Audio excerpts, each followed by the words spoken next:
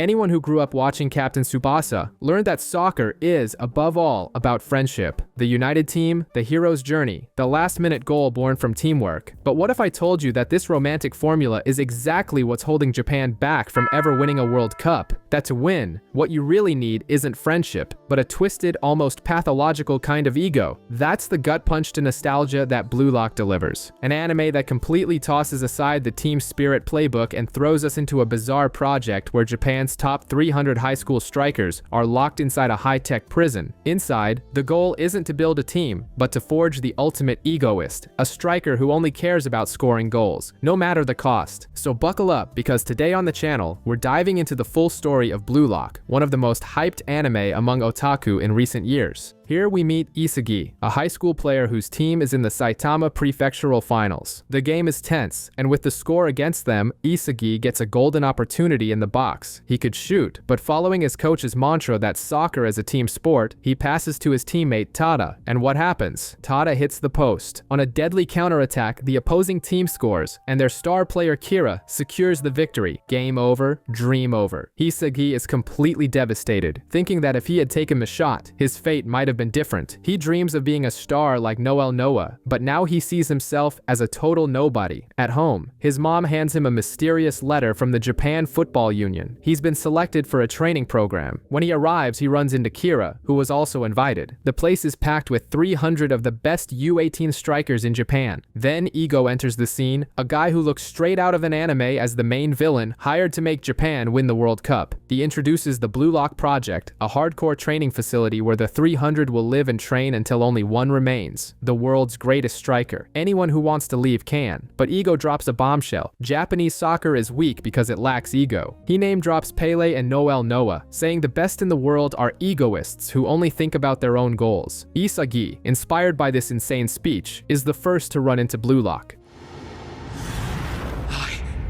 I am a striker!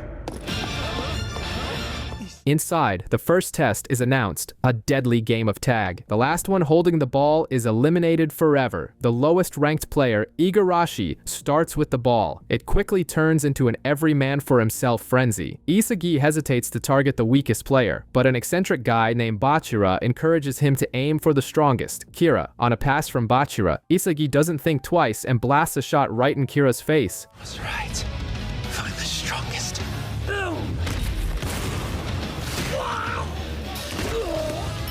Eliminating Japan's national treasure on the very first day. Welcome to Blue Lock. While Kira is still processing his elimination from a game of tag, Ego appears on a giant screen to rub salt in the wound. He explains that the game was actually a brilliant test. The space was the size of a penalty area, and the 136-second duration represents the average time the player has the ball during an entire match. The lesson? Kira had 1 second to react and pass the ball, but he froze. A true egoist would have shot without thinking. End of the line for the Golden Boy. Now officially in the program, Isagi and the other survivors form Team Z. The joy of passing is short-lived, as they discover they are the lowest ranked team in all of Blue Lock. This means they get the worst living quarters and the worst food. While the high-ranking teams eat steak, Isagi gets natto, a peculiar dish of fermented soybeans. The message is clear: if they want better, they have to climb the ranks. At night, Isagi can't sleep, feeling like the weakest in the group. He finds Bachira, who invites him to practice and starts with some wild talk about having a monster inside him that dictates his plays. According to Bachira, this monster told him to pass to Isagi when it was time to eliminate Kira, because Isagi must have a monster inside him too. Isagi is confused but intrigued. Suddenly, Ego announces the first selection, a round-robin tournament between the 5 teams in their building. Only the top 2 teams advance. The other 3 are eliminated. Meanwhile, we see a Japanese soccer prodigy, Sae Itoshi, who plays in Europe looking down on his country's soccer. But upon seeing the news about the Blue Lock project, he decides to stay in Japan, curious to see what kind of monster will be born there. The stage is set, and Team Z prepares for their first match against Team X. They decide their positions with rock, paper, scissors, because that's how egoists solve things. Isagi wins and puts himself at striker. Before the match, Ego explains the rules. The top 2 teams in the group advance, but there's a loophole. The top scorer from each eliminated team also survives. The seed of individualism is planted. The match against against Team X begins, and it's chaos. No one on Team Z plays as a team. It's a scrappy free-for-all, with everyone trying to score their own goal to save themselves. On the other side, it's the same story, until one player from Team X, Barou, decides to take over. He proclaims himself the Ting, and honestly, he plays like one. It's merely a spherical servant that exists solely so I can shine. Whenever I'm out on the field, I'm the king. He dribbles past everyone and scores a screamer. Seeing his talent, Team X changes tactics and starts playing for their king. The result is a massacre, 5-0. Isagi, in the midst of panic, has an epiphany. He realizes Barou was the one who brought order to his team's 0. He created soccer from chaos, just as Ego had said. In the final minutes, Bachira and Isagi create one last chance. Isagi is one-on-one with the goal, but Barou appears in front of him. Number 11. Don't hog all the attention. Like I already told you, I'm the king.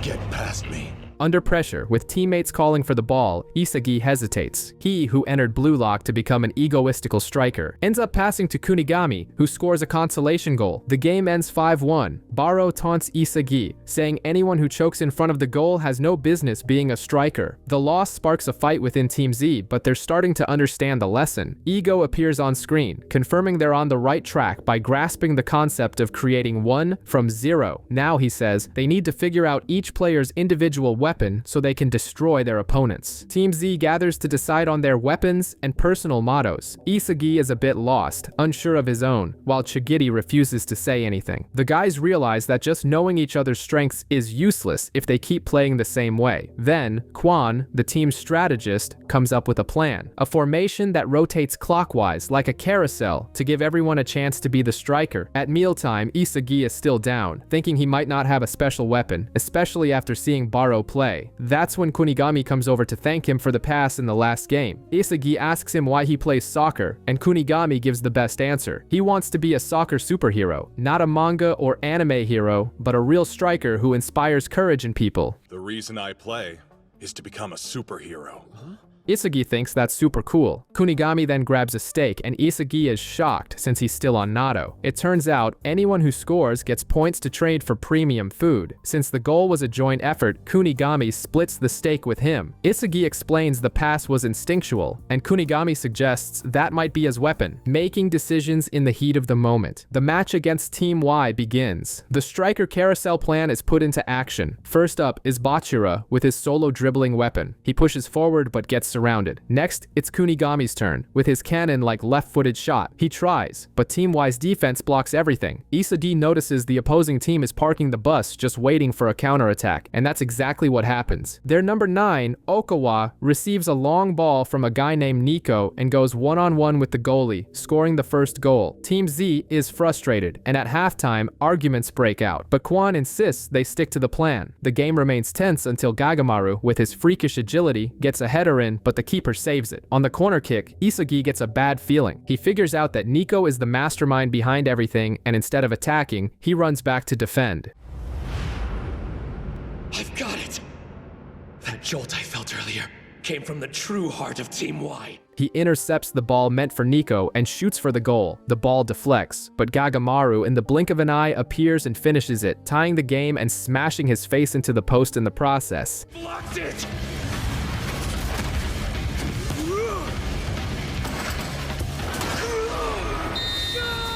The game continues, and now it's Isagi's job to mark Nico, Team Y's brain. The two engage in a battle of wits, trying to predict each other's moves. Nico reveals that his weapon isn't physical, but his eyes and brain, which allow him to read the field like no one else. Time is running out, and the game is tied. With 1 minute left, Team Y launches an all-out attack in a desperate move. Nico finds himself alone against the goalie, but instead of shooting, he passes to Okawa. But Isagi, with his scent of a goal, had already predicted everything.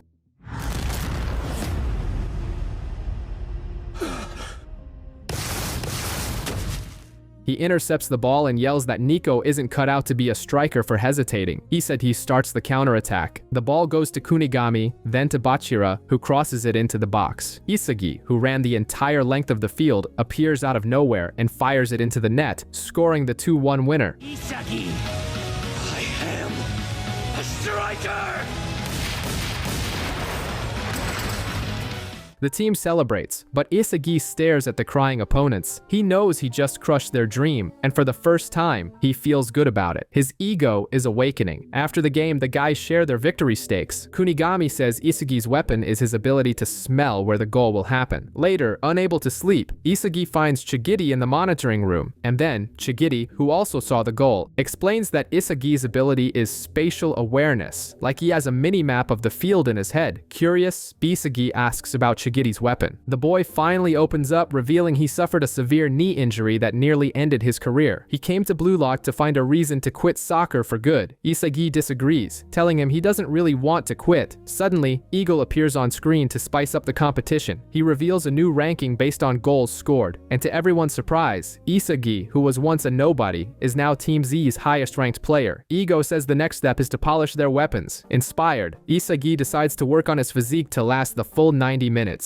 Seeing this, the rest of the team joins him, creating a spiral of rivalry to see who can become the best. Team Z's next challenge is against Team W, starring the Wanama brothers. Kuan disappears into the bathroom for a long time and comes back with a new strategy: trios of attackers who rotate every 30 minutes. The game starts, and the Wanama brothers, who are Chigiri's former teammates, start taunting him about his knee injury. Isagi defends his friend and goes on the offensive. Kuan's strategy seems brilliant. He scores with a header, then another, and then a hat trick, closing the first half with a 3-0 lead. The team is ecstatic, thinking the win is in the bag. But in the second half, everything falls apart. Kuan starts making bizarre mistakes. A bad pass turns into a goal for Team W. Another slip-up, another goal. The score is now 3-2, and panic sets in. Raichi is furious with Kuan, but Isagi notices something strange, a malicious smirk on his face. Suddenly, Team W seems to know exactly how to neutralize Team Z's weapons. They manage to tie the game at 3-3. That's when the bombshell drops. Isagi confronts Kuan, and the Wanama brothers confirm his suspicion. Kuan is a traitor. He sold out all of Team Z's information. All that time in the bathroom, he was negotiating with the opposing team. The plan was simple. He would throw the game for Team W in exchange for them letting him score 3 goals. That way, even with Team Z's loss, he'd be the top scorer and advance to the next stage alone. After you lose, 10 of you will be going home. And me, I'll be the lone survivor.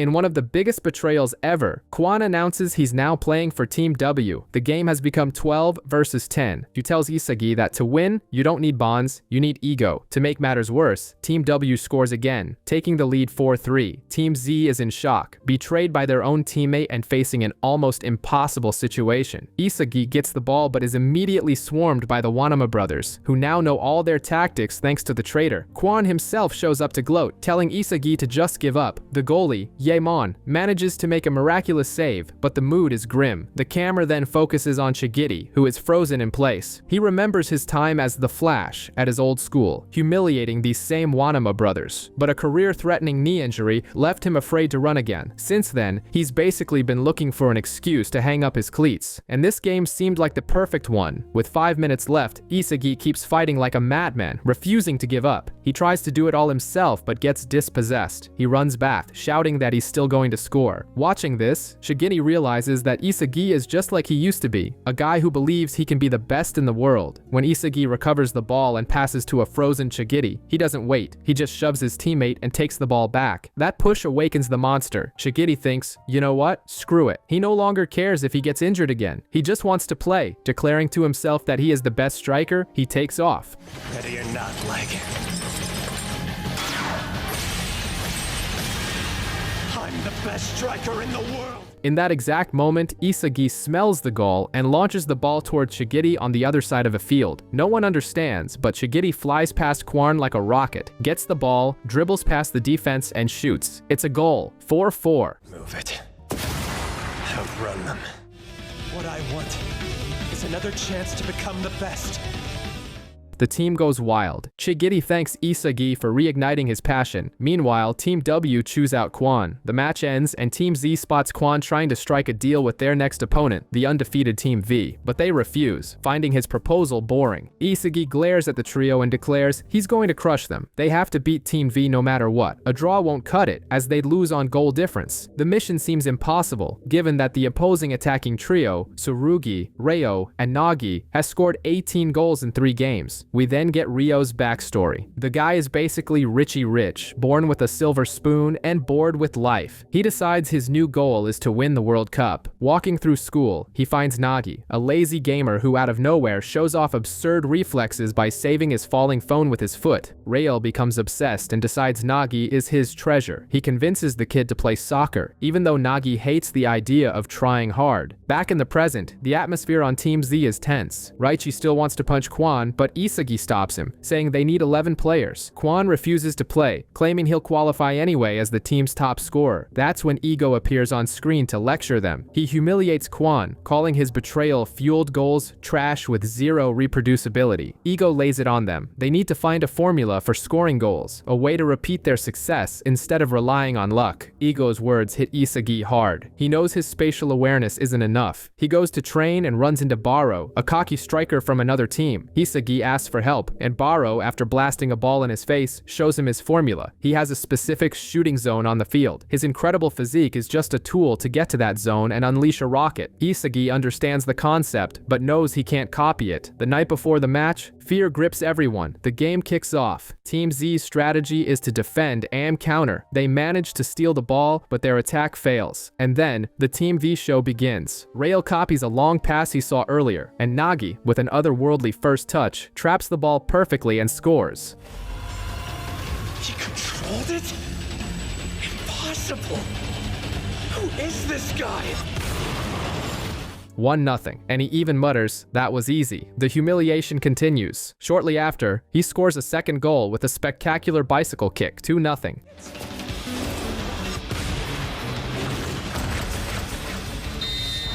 Team Z tries to use their secret weapon, Chigiri's speed, but Team V's Tsurugi is just as fast and neutralizes him. To make matters worse, on the counterattack, Tsurugi himself scores. 3-0. Victory seems impossible, but while Isagi is devastated, Bachira is excited. He says if their opponents are super special, then they just have to be too. And with that, Bachira channels his inner Ronaldinho. He takes the ball and dribbles through the entire team with an absurd repertoire of feints, including a mid-air elastico, and finishes with a backheel goal. Side, huh? Which means he's going left. Wait! Must evolve! Bastard, don't screw it! A stunning goal that makes it 3-1 and reignites their hope. Inspired, Team Z adjusts. They manage to steal the ball, which finds its way to Kunigami. He's outside his ideal shooting zone, but remembering he needs to evolve, he unleashes a cannonball. The ball swerves strangely in the air, fooling the keeper, and goes in. 3-2. Blast off! There was no spin? Let's go!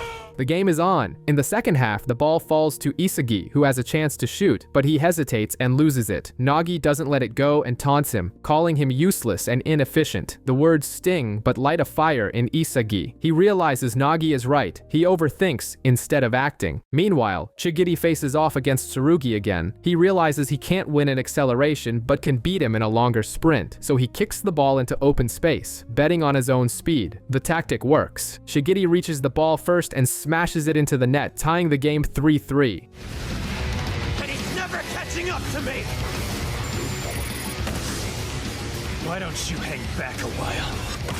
With 30 minutes left, the field has turned into a pressure cooker. As Ego says, a true striker is one who can dominate this blue heat. Quan can't believe Team Z managed to tie the game a man down. He's so shocked he starts yelling at Team V like, "How are you guys losing to 10 players?" Despite the pressure, Ryo doesn't want to be a puppet for his parents and charges forward with the ball. But Yoichi shows up, taunting him and promising to give him his first taste of defeat. Trapped, with Isagi closing in, Ryo starts to panic, thinking the game is over. That's when Nagi, who had seemed to be playing on autopilot, asks for the ball for the first time. The guys on Team Z are stunned. The lazy genius took the initiative. Nagi says he'll give it a shot and suddenly turns into a monster. He nutmegs Igarashi, gets past another player and calls for the pass in the box. He himself doesn't understand why he's trying so hard. Is it because he saw his friend looking sad, or because Team Z, who he thought was a joke, suddenly got interesting? It doesn't matter. His curiosity has been awakened. Nagi receives the ball, spins at an impossible angle, and scores 4-3. I want a challenge! This game pushed our players to the next level, but we weren't the only ones. He's finally discovered his ego and tells Ryo, Are you? You know what? It turns out that soccer is pretty fun. The game restarts, and the ball reaches Chigiri, who sprints down the wing. Nagi, predicting the move, is already there waiting, but Isagi, with his 200 IQ brain, gets in the way, disrupting Nagi and letting Chigiri get past. The speedster's shot hits the post. Gagamaru tries on the rebound, but Rayo blocks it. The ball falls cleanly for Kunigami, who unleashes a bomb and ties it up again. Isagi had predicted all of this. He realized his weapon is the ability to run a simulation of the game in his head, predicting the future of the field. Meanwhile, in a flashback, we see that Quan was once betrayed by a team, which is why he became a lone wolf. Now, with the game tied, he would advance. But seeing Isagi's play, something changes. When Nagi breaks away for the winning goal, Quan runs and tackles him, committing a foul and getting a red card. He sacrifices himself, saying he did it for himself because he wants to win and be the best in the world. With Quan's sacrifice, Team Z has one last chance. Gagamaru makes a miraculous save, and the ball lands at Isagi's feet. The final counterattack begins. Isagi, Bachira, Kunigami, and Chigiri run like their lives depend on it. Isagi uses Chigiri as a decoy, fooling the defense and keeping the ball. The play almost dies, but Raichi saves the ball on the sideline and screams at them to just score already. Isagi, using his internal GPS, sees the exact spot on the field where the goal will happen. He knows Bachira felt it too, and is about to pass. The pass comes perfectly. Isagi is ready to finish, but Nagi appears out of nowhere like a ghost to block the shot. Time stops. Again, we seem to keep meeting, don't we? Isagi thinks if he traps the ball, he'll lose the chance. If he shoots recklessly, Nagi will get it. He has to decide his future right now. And then it clicks. He's not fast, he's not strong, but he has one weapon no one else does: the direct shot. Instead of trying to trap it, he hits it first time with everything he's got. My direct shot! The ball flies straight into the back of the net.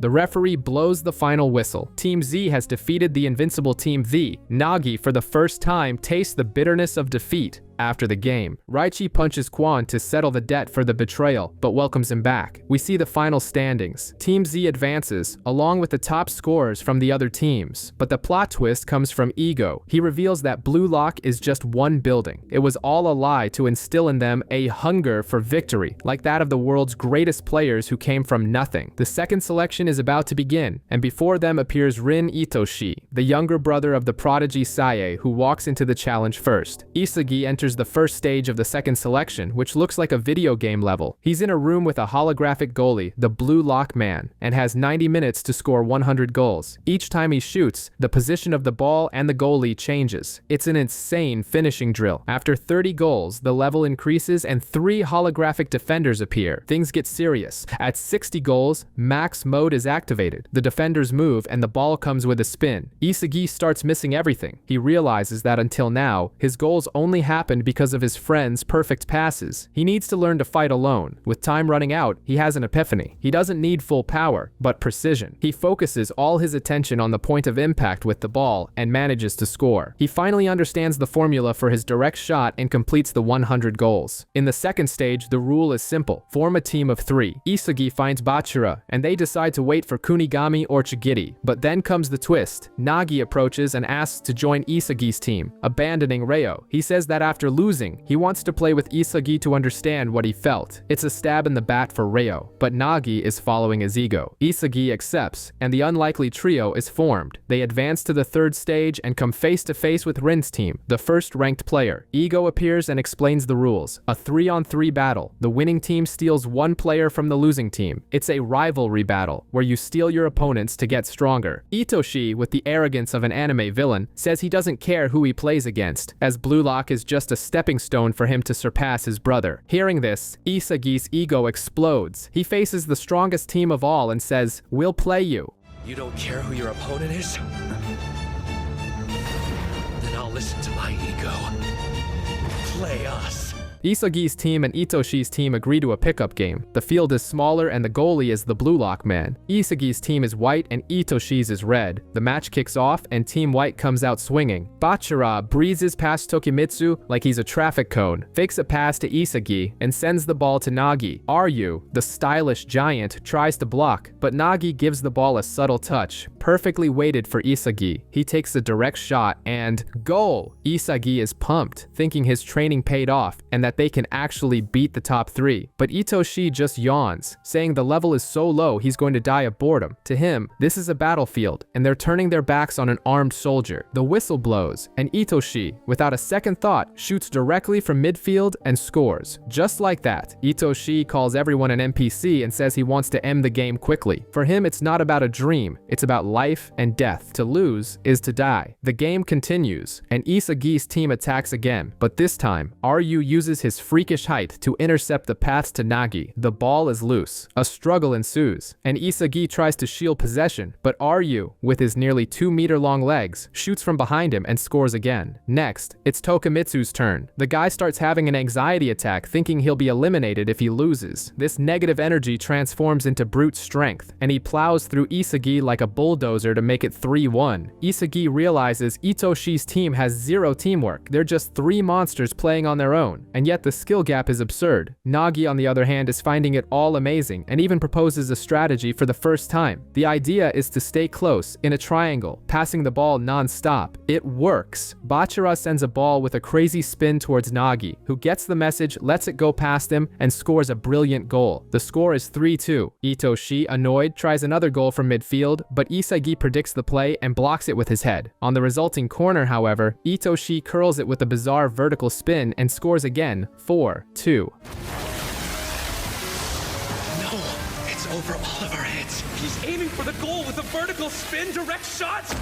To put the nail in the coffin, Itoshi reads Isagi's mind, realizes he was using his field of vision to position himself, steals the ball, and scores the 5th goal. Game over. Team Red wins 5-2, and when it's time to pick a player, they take Bachira, who warns Isagi, "I'm not waiting for you. If you want me back, come and get me." Now alone, Isagi and Nagi are in the 2nd stage waiting room. Isagi is in a major slump, feeling useless without Bachira. Nagi gets angry at his negativity, and the two start to argue, throwing in each other's faces their dependence on Ryo and Bachira. In the middle of the fight, they reach a conclusion. This phase of Blue Lock isn't about teamwork, it's about individual skill. Just then, Barou, the king, enters the room. He looks around for someone strong, and Nagi immediately provokes him, saying that for a king who just lost, he talks a big game. Barou calls Nagi an amateur, and the trash talk begins. Shortly after, Naruhaya shows up and explains they have to wait 24 hours for the next match. He mentions he was on Barou's team, but they lost because Barou is too much of a ball hog and never passes. Isagi and Nagi go to their room and discuss what to do. Isagi knows they need a good passer like Bachira or Ryo to make their weapons work. Without one, they can't win their one-on-ones. The next day, Naruhaya finds Isagi training and challenges him. He knows they are both considered average and that if they lose, no one will pick them. It's an all-or-nothing bet and Isagi accepts. The 2v2 match begins, Isagi and Nagi versus Barou and Naruhaya. Barou wastes no time and opens the scoring with a long-range shot, proving he's evolving too. Isagi tries to get past Naruhaya but can't. He risks a pass to Nagi, who understands he needs to create his own play. Nagi develops a formula on the spot. Instead of trapping the ball, he uses his first touch to flick it past both the ball and his opponent, creating space. With this new technique, he ties the game. Shortly after, Isagi sends a straight pass, almost a shot, and Nagi traps it perfectly before turning the score to 2-1. The king is furious. His team ties it up 2-2. Now, victory depends on who will come out on top in the duel of the average players, Isagi or Naruhaya. Isagi tries to get past him again, but Naruhaya intercepts the ball. Barou advances but surprises everyone by passing to Naruhaya, who charges towards the goal. Isagi runs to try and stop him, but realizes in desperation that he can't even beat Naruhaya. Naruhaya's shot is saved, but Barou gets the rebound and makes it 3-2. Move it! I told you to stay out of my way. Isagi figures it out. He and Naruhaya are opposites. Naruhaya can get free from his marker but can't shoot well. Isagi can shoot but can't get free from his marker. Whoever overcomes their weakness first will win. The game turns into a one-man show for Nagi, who ties it again, 3-3, but Isagi knows relying on him won't be enough. He needs to reinvent himself. The turning point comes when Naruhaya steals the ball from him by approaching from his blind spot. Isagi finally understands what Itoshi meant about field of vision. He discovers the concept of off-the-ball one-on-ones. With this new piece, he's ready to rewrite his own soccer. Nagi ties the game once more, 4-4, while Isagi is in the midst of his epiphany, telling the genius to shut up because he's about to get to the good part. On the final play, with the score tied, it's all or nothing. Barou hits the post. Naruhaya tries to imitate Isagi's direct shot, but also hits the post. The ball falls to Nagi, who starts the counterattack. Isagi puts his new knowledge into practice. He uses Naruhaya's own movements to trick Barou's marking, entering his blind spot. Nagi sees the opening and passes. Isagi, completely free, uses his primary weapon, the direct shot, and scores the winning goal. I'll defeat the king in a one-on-one battle! Oh, no! 5-4. He has devoured Naruhaya's ability and made it his own. Naruhaya is devastated. He admits that Isagi isn't just an average player, but a genius of adaptability, someone who isn't afraid to destroy himself to be reborn stronger. When it's time to choose a new team member, Isagi doesn't hesitate and picks Barou. Naruhaya says his goodbyes, asking Isagi to keep winning until the very end. The scene cuts to the new trio in their dorm, already fighting over a bed, while elsewhere, Kunigami, Chigiri, and Ryo form a new alliance to get their revenge. In the room, Isagi tries to play referee in the argument, but when Nagi sneezes and complains about the dust, we discover Barou's secret superpower. He's a cleaning machine. The mess drives him crazy, so he orders Isagi to air out the room and starts folding everyone's clothes and towels. Nagi, of course, doesn't miss a beat and nicknames him Maid Barou. Isagi realizes that Barou lives by a super strict set of rules, like a personal code of honor, and maybe that's what fuels his ego and talent. To try and create that chemical reaction, Isagi invites him to train. But Barou has his own sacred training routine and refuses to compromise. Seeing his discipline, Isagi and Nagi decide to join him instead. Meanwhile, Ego is in a meeting with the suits from the Federation, schooling them on what true talent is. He tears down the system that creates showcase geniuses, who shine in Japan but fail overseas due to a lack of preparation. For Ego, talent isn't being born with a gift, it's the ability to prove your own worth. He's betting his life on creating a true genius at Blue Lock. Later, Isagi bumps into Kunigami and Chigiri in the bath and finds out they've teamed up with Ryo. The whole gang gathers there, with Nagi floating in the tub and Barou arriving to restore order. Ryo, still pissed at Nagi, challenges Isagi's team to the next match. Now it's personal. The teams prepare, each player thinking about who they'll steal from the other side if they win. The game starts, and Barou, true to his I'll do it myself style, takes the ball and tries to handle everything on his own. But Ryo and Kunigami read his play, double team him, and steal the ball. On the counterattack, Ryo passes to Chigiri, who moves like the Flash and leaves Nagi in the dust to score the first goal. Even surpassing geniuses like Barou and Nagi! And just like that, we blink and the scoreboard already reads 2-0 for the red team. Kunigami scored another goal, all because Barou refuses to pass the ball, even with Isagi wide open in front of the net. Nagi gets pissed at him, but Barou couldn't care less. For him, what matters is that he's the one scoring the goals. Seeing the team in chaos, Isagi decides to take control. He realizes there's no chemistry with Barou, but with Nagi, the possibilities are endless. Isagi and Nagi connect on an almost telepathic level. Isagi launches a seemingly impossible pass, but Nagi, with a touch of genius, redirects its trajectory, taking Chigiri out of the play and scoring an amazing goal. It's the team's first chemical reaction, but one isn't enough. Isagi tries to talk to Barou again, telling him he's wasting his own potential. Barou explodes, accusing Isagi of trying to control him. The argument is cut short by another goal from the red team, this time with Ryo orchestrating the play. That's when something clicks for Isagi. He understands he doesn't have to adapt to Barou. He has to devour Barou, use him as a piece in his own game. On the next play, Isagi pretends he's going to pass to Barou, drawing the defenders to him. But it was all just bait. The confusion creates the perfect space for Isagi to appear unmarked and score. This is how I adapt your style! You brought darkness to this field, so I'll devour it!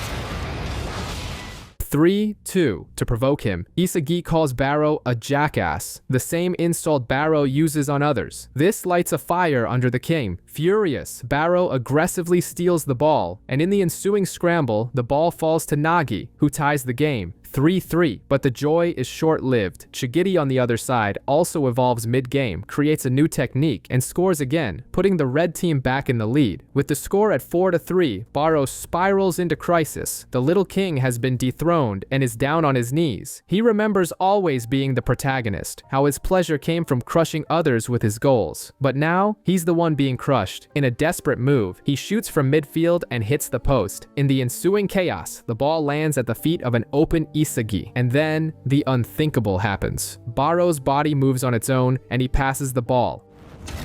I'm waiting. Pass.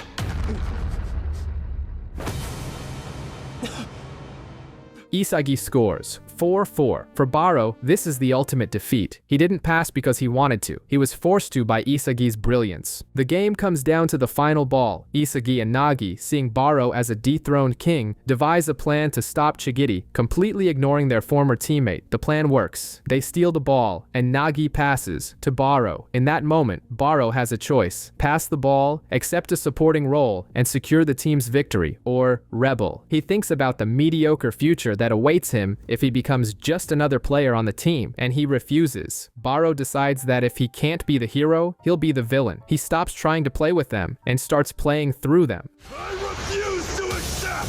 A chopped feint? And a cute ankle dribbling? Show me my new path.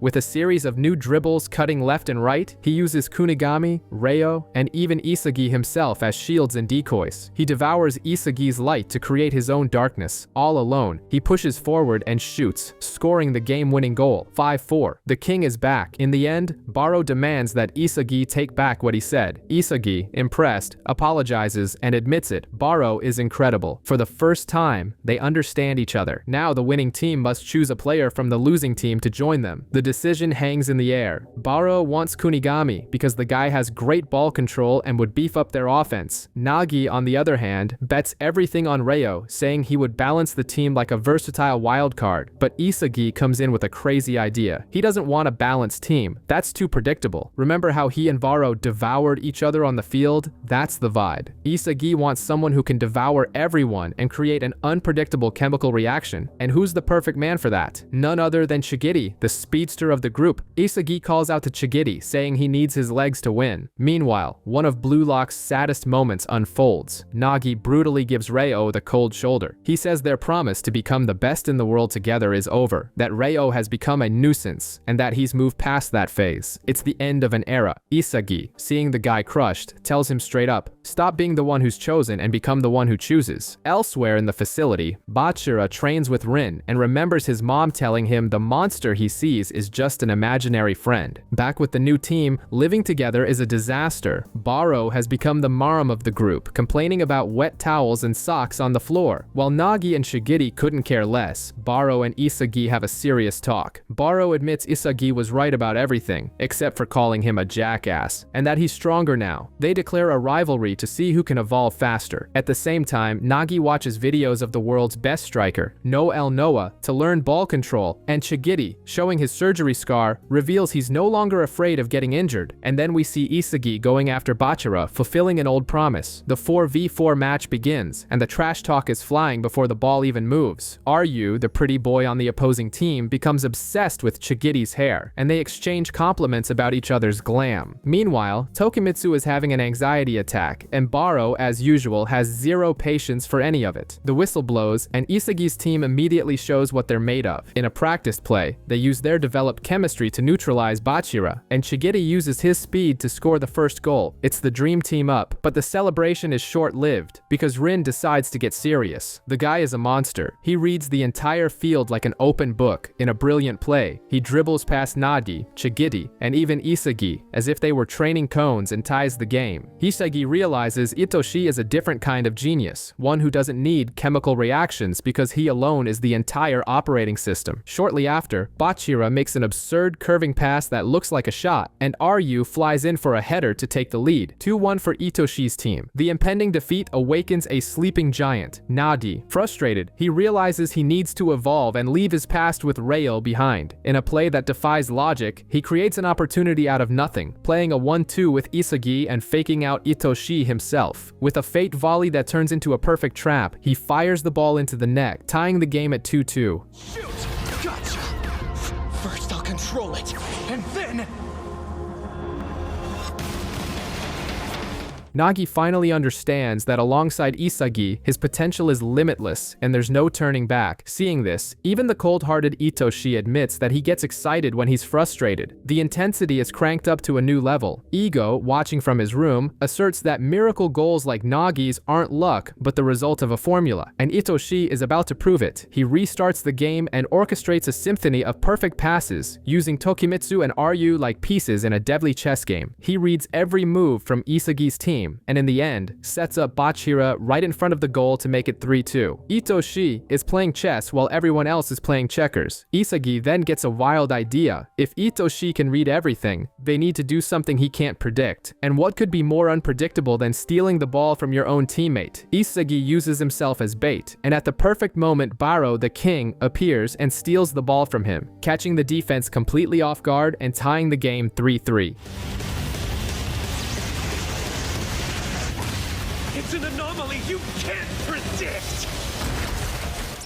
The chaos tactic works, but Itoshi warns them that trick won't work again. Isagi insists on the strategy, using Barou as his wild card, but Itoshi adapts and manages to stop the next attack. In this battle of titans between Isagi and Itoshi, Bachira that starts to feel like a side character. He realizes the two are playing on a level he can't reach, and that his dream of finding a monster to play with isn't enough to compete here. The game is nearing its end, and fatigue is setting in. In one play, Barou and Chigiri commit a foul, resulting in a dangerous free kick for Itoshi. Isagi faces a dilemma. Should he jump to block the shot or stay to intercept a potential pass? He hesitates. Itoshi doesn't. With a perfectly curved shot, the ball sails over Isagi's head and into the back of the net. 4-3. Itoshi coldly explains that there were never two options. The goal was the only path. Bachira, watching it all, finally understands. To play at this level, he needs to find his own ego, his own reason to score. Barou is furious he wasn't in the wall, swearing he would have blocked the shot, but Isagi, who's no fool, realizes Itoshi only shot there because of him. The guy is playing 4D chess in his head, and Isagi knows that to beat Itoshi, he needs to devour himself. The game restarts. Isagi uses Barou as perfect bait to trick Tokimitsu, blasting past them like a rocket. It's the classic look over there tactic. The whole team starts moving, and Isagi, with his eagle-eye vision, predicts Itoshi's every step. He sets up a play that looks like a ballet. He makes a diagonal run. Chigiri lofts a perfectly weighted pass, and everything is set for the goal. Itoshi, of course, shows up to spoil the party, positioning himself to block the shot, but Isagi was waiting for that. Instead of a direct shot, he pulls a rabbit out of his hat and unleashes a reverse backheel shot.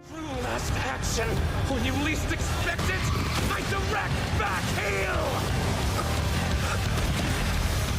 Tying the score at 4-4 and leaving everyone's jaws on the floor. Isagi explains that was the plan all along. He bet on Itoshi's genius to create the perfect opening. Meanwhile, Bachira is having an existential crisis, feeling like a side character next to the monsters Isagi and Itoshi. The game heats up again, and after a few frantic plays, the ball lands at Bachira's feet. He decides he's done following others. No more imaginary monster. He's going to be the protagonist himself. The guy starts weaving through the field, dishing out nutmegs left and right, looking like Ronaldinho in his prime. But just as he's about to shoot, who appears in front of him? Isagi, who had already predicted his solo show. He gets the block, but the ball, fickle as ever, lands perfectly at Itoshi's feet, and he doesn't miss. Goal. 5-4 game over. Isagi's team's dream ends right there, in the cruelest way possible. When it's time to pick a player from the losing team, the surprise comes. Itoshi, with the coldness of a James Bond villain, points at Isagi. He wants to keep the guy who, who, for a moment, gave him a taste of defeat close by. The farewell is heavy. Nagi, Barou, and Chigiri tell Isagi to get lost, but with a promise. Next time, they'll be the ones to crush him. In the tunnel, Isagi asks Itoshi what he lacked to win. The answer? Luck. But then Ego appears to give a lecture. Luck isn't chance, it's being prepared when opportunity arises. He explains that while everyone else stopped on Bachira's play, Itoshi kept running, betting that the ball might end up there. He created his own luck. Then comes the bombshell. The third selection will be a match against the 5 best players in the generation, the World 5. The team looks like a soccer version of the Avengers, with stars from Spain, England, and even a French prodigy Isagi's age. The game begins. The Blue Lock players manage to set up an incredible play, an instant chemical reaction between Isagi, Bachira, and Itoshi, which ends with a stunning goal from Itoshi. They show that they can, in fact, bite back against the gods of world football. On the very next play, the French prodigy, Loki, gets the ball and turns into the Flash. He blows past everyone like they're traffic cones and ties the game. He has a higher gear? So this is the child prodigy's speed. From there, it was a slaughter. Every weapon the Blue Lock team had was completely neutralized. The high jumper Ryu was beaten in the air, the powerful Tokimitsu was tossed aside. It was like bringing a kitchen knife to a tank fight. The final score? A humiliating 5-1. While the team licks its wounds, Ego drops another bomb. Either they beat Japan's U20 national team, or the Blue Lock project is terminated forever. It's all or nothing. With the end of the second selection, the 35 survivors reunite. Nagi, Barou, and Chigiri there, but one absence is felt. Where's Kunigami, our orange-haired hero? Eliminated. The one responsible? A psycho named Ryusei Shidol, who took him out of the game for being too nice. The atmosphere gets tense, and a fight almost breaks out. To top it all off, Ego announces that the U20 team has a special reinforcement, Sae, Rin's older brother and rival. Upon hearing the name, Itoshi's face fills with hatred. The fight is no longer just for the future of Japanese soccer, it's become a family drama.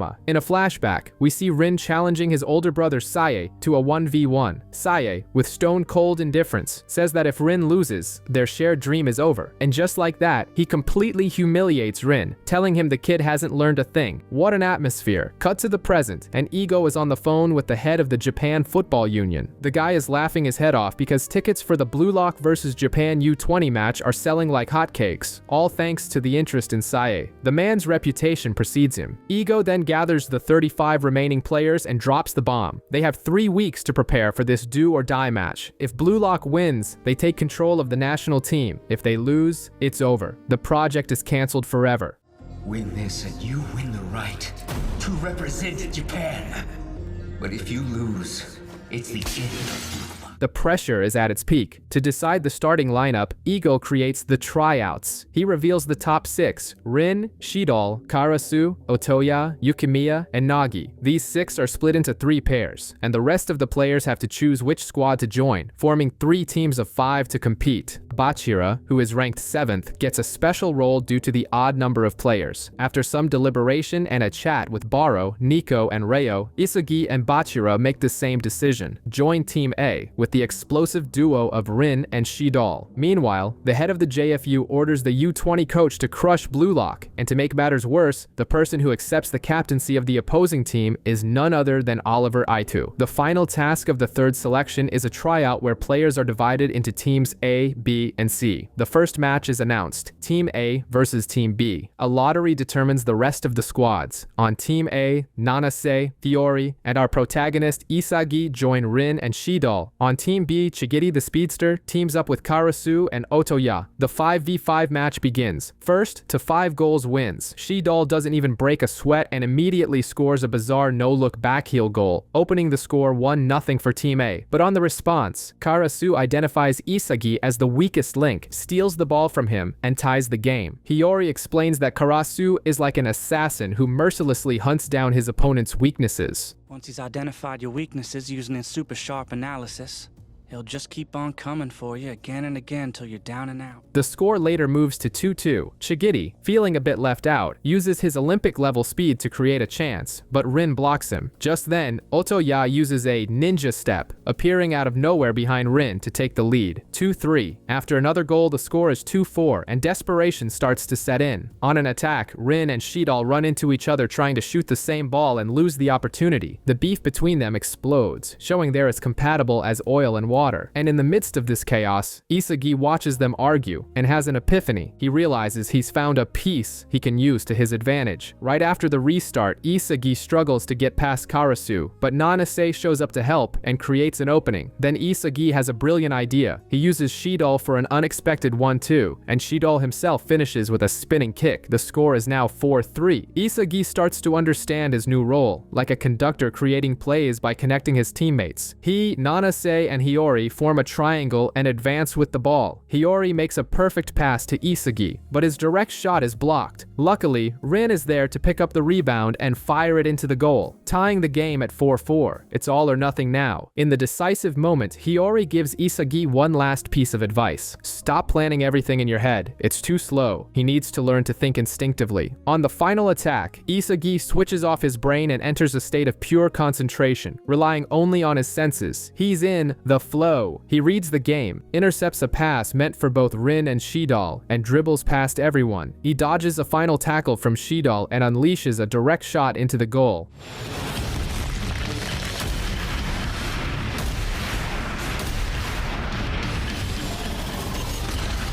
Turning the game around 5-4 and securing the win for Team A. In the control room, Igo realizes that Isagi has finally entered the flow. Later, the selection continues, and Reo is chosen to join Nagi's team. Now, reuniting with Nagi at Blue Lock, he lays it on the line. Keep your eyes on me. Yeah, let's do this. It's basically a soccer version of Notice Me Senpai. Meanwhile, Isagi, Nanase, and Hiyori are analyzing our protagonist's genius goal. Hiyori, the team's strategist, explains that Isagi's brain turned into a kind of high-speed Tetris. His skills condensed, his mind got an upgrade, and now he can enter a state of flow, like a super instinct. Isagi, of course, decides he needs to master this new power. The second tryout match begins. Team A2, with Reo, Nagi, and Yukimiya, against Team C1, featuring Rin, Shidal, and Igarashi. Reo is determined to show Nagi how much he's evolved. The game is tense. Igarashi panics and passes the ball to Shidal. The shot is blocked, but the ball lands at the feet of Yukimiya, the emperor of one-on-ones. He uses his signature dribble against Rin and goes for a gyro shot, but Nagi intercepts the ball and takes the shot himself, stealing the first goal of the match. That's when Reo realizes Nagi has moved on. He's having more fun playing with the others. Haunted by his boring past and the weight of his parents' expectations, Ryo makes a decision. He's going to chase his dream on his own. To prove it, he charges toward the goal, perfectly replicates Yukimiya's gyro shot, only better, and scores. He messed up! It's a miss kick! That parabola is the same as before. Introducing my new playstyle.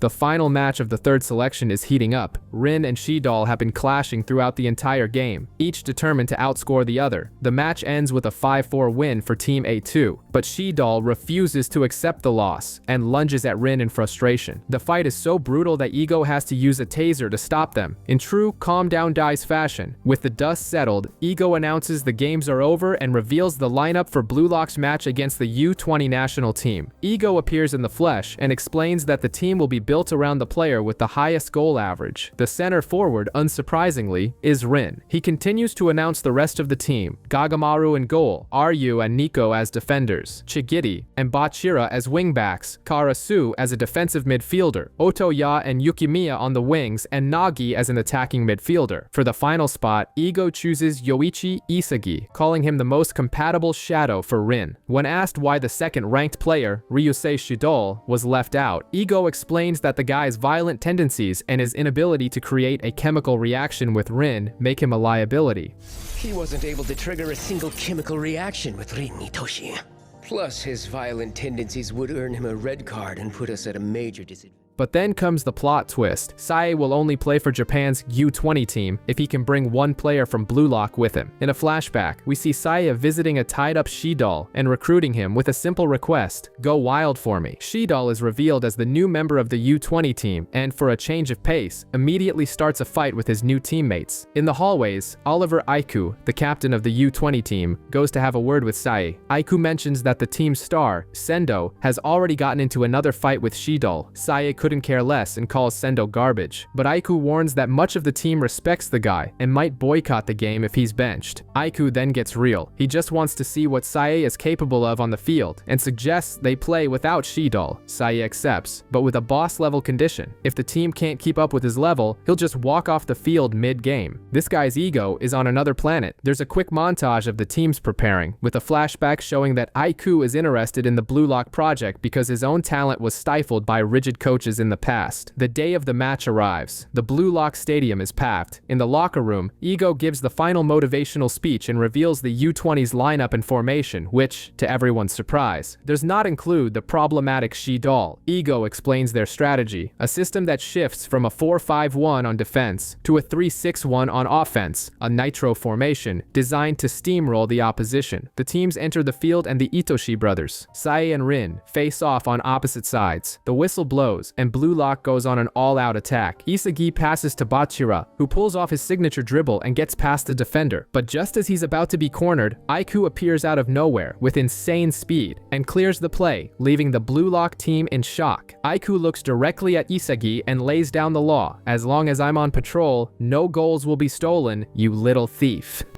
As long as I'm on patrol, you ain't stealing no goals from me, you little burglar.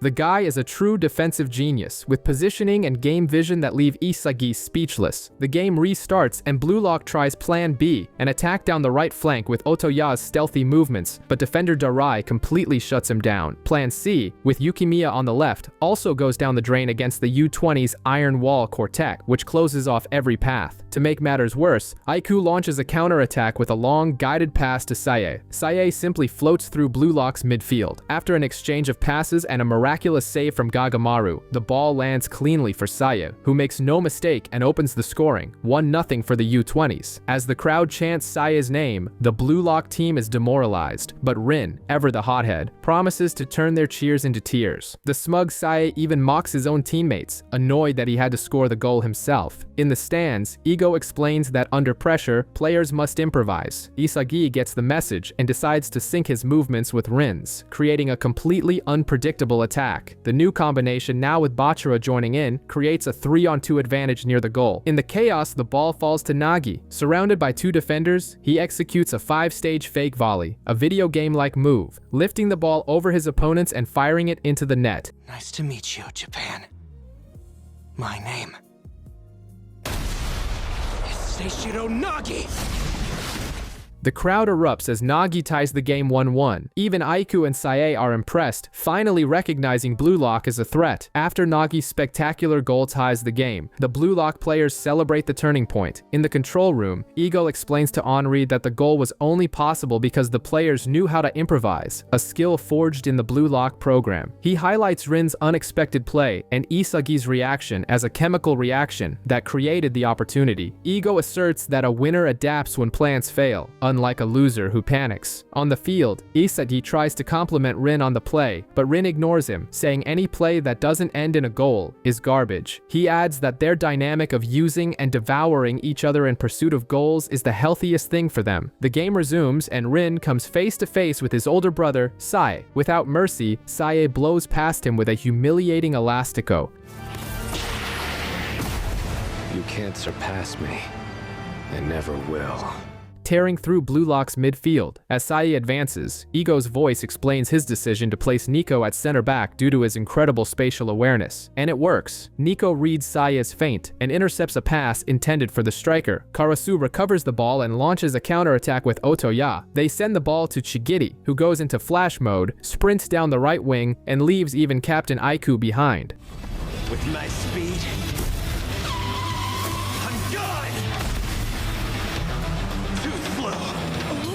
Chigiri passes to Karasu, who fakes a shot to draw Sae in before passing to Rin. Aiku rushes to block Rin's dominant right foot, but Rin fakes a shot with his left, and, out of nowhere, strikes with the outside of his right foot, making the ball curve impossibly into the net. Blue Lock takes the lead, 2-1. Soon after, the referee blows the whistle for halftime. While the U20 team is in crisis, Aiku rallies his troops and declares, "The second half is a do-or-die battle." In his childhood, Rin idolized his older brother Syed, a true soccer prodigy. Syed declared he would become the best striker in the world, and seeing Rin's surprising talent, promised that he could become the second best. In the present, during the game, the parents of Isagi, Bachira, and Chigiri watch proudly from the stands. Elsewhere, the furious JFU president physically threatens the U20 coach for losing the Blue Lock. At halftime, Ego analyzes their 2-1 lead. He questions Rin, who coldly explains that he used Isagi as a sacrifice to create his goal. Isagi retorts, stating that he plays for his own goals. Ego cuts off the argument and warns the team not to get cocky. In the U20 locker room, Sae announces he's quitting the game, calling his teammates defective goods. His captain, Aiku, tries to stop him, but as Sae is leaving, the benched player Ryusei Shidol convinces him to stay and form a dynamic duo.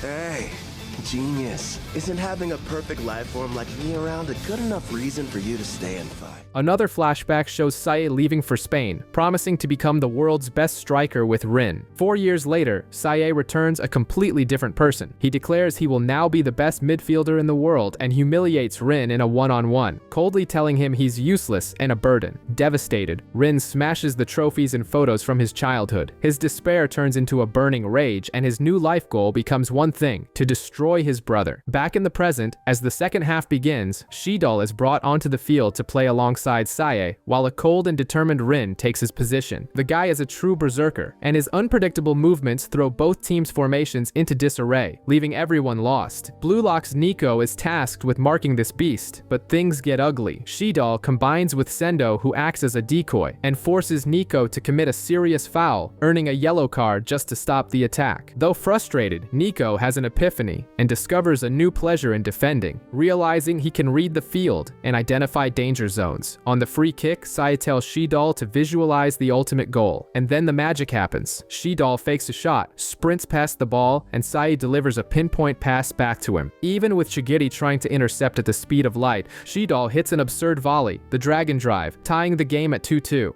Get ready for blast off! Dragon!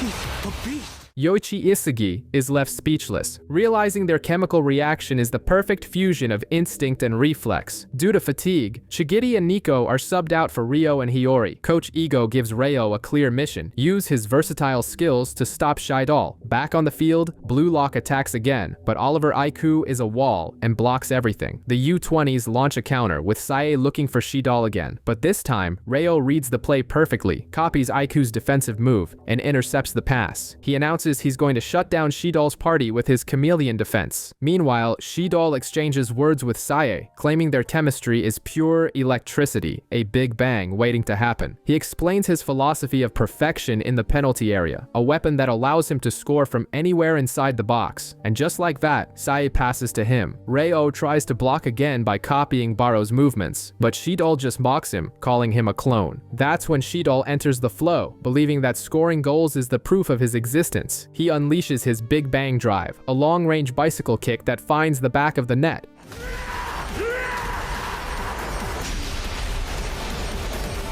Now, here's an announcement for the shit. Turning the game around 3-2 for the U20 team. In desperation, Isagi goes to confront Ego on the bench. The coach, with complete composure, says that Blue Lock has already won, as the players' performance has secured their future in professional soccer. Isagi flies into a rage, screaming that they want to win now, that losing is the same as dying. Make us win already, Four Eyes. After all, this ego is what you taught us. This selfish attitude convinces Ego to play his last card. He subs in his joker, Barou. Barou enters the field ignoring all strategy, steals the ball from Isagi himself, and declares that the Isagi hunt has begun. What are you, stupid? Can't you see? I'm Isagi hunting. He stole the ball from his teammate? His chaotic and selfish dribbling throws the entire U20 defense into disarray. His shot is blocked, but the rebound falls to Yukimiya, who also enters the flow. Yukimiya unleashes his gyro shot, but Aiku, in a desperate leap, blocks the goal and reveals that he too has reached the state of flow. We learn about Oliver Aiku's past, where he dreamed of being a striker, but his coach forced him to become a defender, telling him the team was all that mattered and crushing his individual ambition. Heartbroken, Aiku gives up on his dream and vows to become the world's best defender just to destroy the strikers his coach idolized. Back in the present, Aiku is in flow, with his senses heightened to their peak, predicting his opponent's every move. He uses this to block a shot from Rin. Aiku feels a pang of regret, wondering if he could have been a striker if the Blue Lock project had existed for him. He channels this frustration into his defense and stops another advance from Rin. The U20 team counterattacks, with Sae passing to Ryusei Shidol. The man unleashes a shot that seems impossible to save, but Blue Lock's goalkeeper, Gagamaru, makes an acrobatic circus-like save. It's not over yet! Shashihoko fish kick! The hell is that? He blocked it! The ball is still in play, and Reo, in a desperate move, clears the danger by copying Shidol's movement. Isagi sees the chance for a chain reaction of flow, a play where multiple players in flow connect their skills. He orchestrates a lightning-fast combination with Karasu and Nagi, creating the perfect opening for his direct shot. But Sae, as if he's psychic, had predicted the entire sequence, interfering and throwing Isagi off balance. Just as Rin is about to get the loose ball, Barou appears out of nowhere. He had been stalking Isagi's play the whole time. Declaring that Isagi's light created his prey, Barou steals the ball and scores, tying the game 3-3.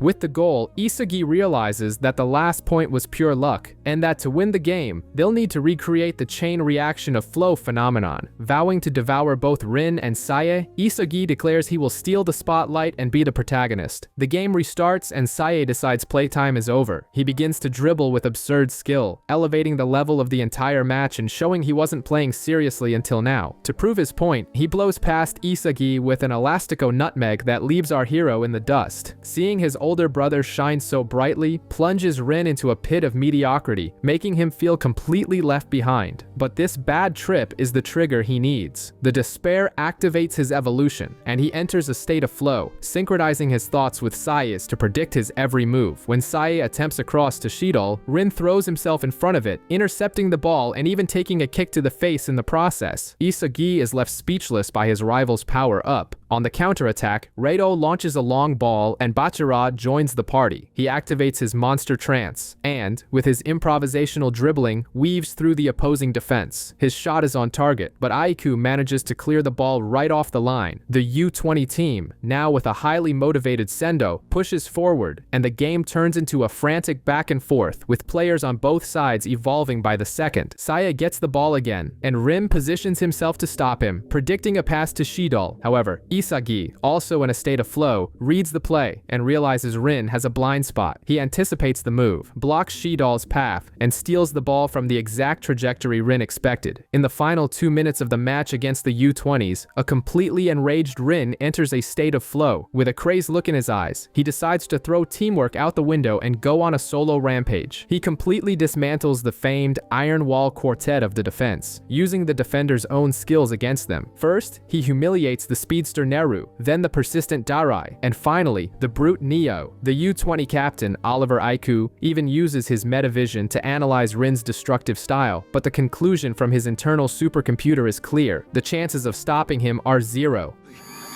I don't stand a chance against him! As Shidol joins Aiku for a double team, Isagi screams for a pass, but Rin, blinded by rage, ignores him and takes the shot. And who appears to block it? None other than his brother Sae, who initiates the final counterattack for the U20 team. With only 1 minute of stoppage time, Sae advances, but Rin cuts off his shot. The ball soars through the air, and Isagi intercepts it, recalling his luck formula. With a straight shot toward the goal, he scores the winning goal.